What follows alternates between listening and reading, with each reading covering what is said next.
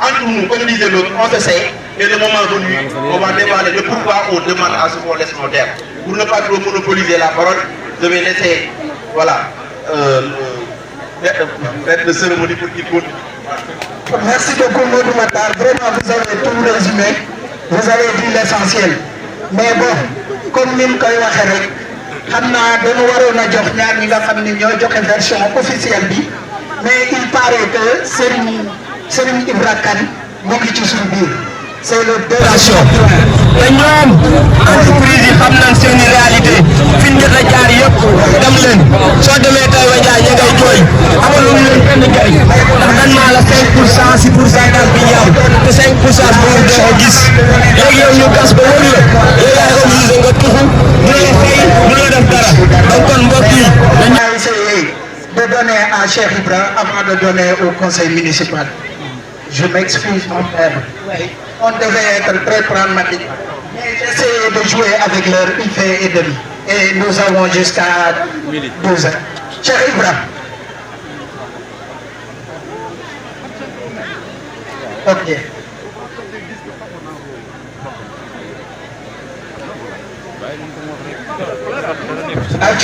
Cheikh Ibra est là parce qu'il y a des villages qu'on n'a pas compté parmi les villages impactés, alors que Cheikh Ibra, bon, il est de ces villages-là. Cheikh Ibra, bismillah.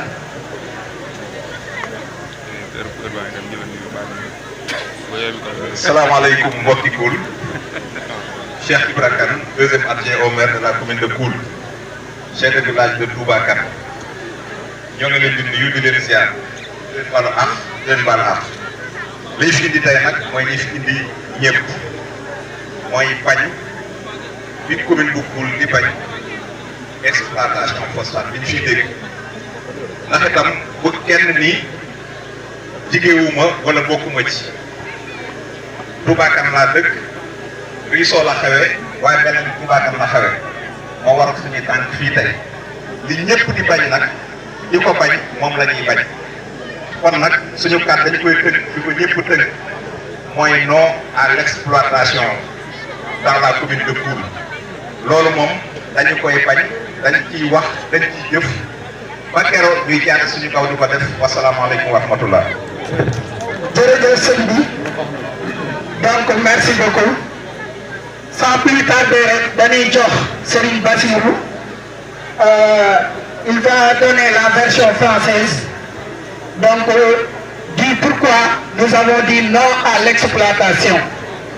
Donc, ci li tax moom mu wax ni kat ñun tudd wépp ngeen gis ni li ñuy wax ni bu fi exploitation bi am ci fu wér lañ ko teg parce que du début à la fin gis nañ vice de forme bi et tout. Donc, Serigne Bassirou, vous avez la parole.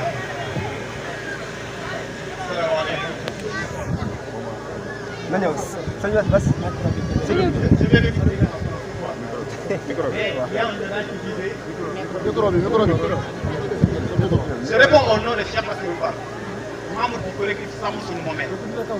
Voilà, mais il y a une chose que j'aimerais vraiment dire. Il y a un collègue qui disait souvent, quand une chose te tient à cœur, il faut le dire à sa maternelle. Bien vrai que les gens ont bien développé. Peut-être après, M. Maradio va venir pour compléter. Donc je vais aller directement donner la version française. Maintenant, ce qui s'est passé ce soir, il y a une entreprise qui est venue dans notre commune pour vouloir faire des exploitations en phosphate. Mais on a constaté que depuis le début, toute la procédure est biaisée. D'abord en commençant par la déclaration des travaux. Ils auraient dû au moins passer par le maire, parce que c'est le code 13, c'est l'article 13 du code minier qui l'a dit. Toute personne physique ou morale qui fait des travaux à plus de 10 mètres de profondeur est tenue à déclarer des travaux à la municipalité. C'est ça que le code 13 de l'article 13 du code de l'environnement, du code minier du moins, pardonnez-moi, a dit. Maintenant, encore dans les irrégularités là, on voit que ces articles ne sont pas respectés. Maintenant, l'évaluation environnementale est une étape obligatoire qu'il faut faire. Avant, il faut mener au moins les permis d'exploitation, d'exploration ou bien de prospection. Mais tout ça n'a pas été respecté. Maintenant, comment une entreprise qui ne parvient absolument pas à respecter les éléments les plus élémentaires peut, au moins, dans l'avenir, respecter les engagements qui seront attachés à cette entreprise pour une exploitation en phosphate. Ça, c'est impossible qu'on le dise. Maintenant, si on se base aussi sur le permis d'exploitation qu'ils ont eu le 27 mars 2024, on a vu aussi, donc ce permis-là n'est pas du tout valable.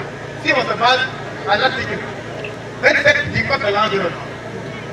Parce que l'évaluation environnementale, c'est une étape préalable qu'il faut faire avant l'octroi ou bien l'autorisation de tout permis. C'est ça que le Code a dit. Maintenant, ils n'ont pas respecté tout ça et ils sont venus pour s'installer ici dans la commune. Et nous disons non. Ça, c'est une irrégularité. Donc, maintenant, cette irrégularité-là, on appelle les autorités de la République à faire le nécessaire. C'est-à-dire, ici, la moindre des choses à faire là, c'est de retirer le permis. Parce que c'est l'article 30 du code minier qui l'a dit. Parce que l'expansion du code est frauduleuse. Donc, ils vont devoir récupérer ce permis-là, annuler ce permis-là. On a écrit aux autorités locales. Pas les autorités locales, les autorités étatiques, je veux dire quoi. Le préfet, on a écrit, le sous-préfet, on l'a écrit, le gouverneur, on l'a écrit. Et le ministre. Le maire, il a dit qu'il n'a pas été au courant. Mais là aussi, on peut dire qu'il a une responsabilité là-dessus. Parce qu'en tant que dirigeant, tu dois connaître tes prérogatives. Et c'est l'article 13 du code minier qui a dit que donc, celui qui doit faire ces travaux-là, le 10 mètres de profondeur doit au moins passer par la municipalité. Ils ne l'ont pas fait. Et lui, il s'est laissé faire. Donc ça, c'est une faute de sa part.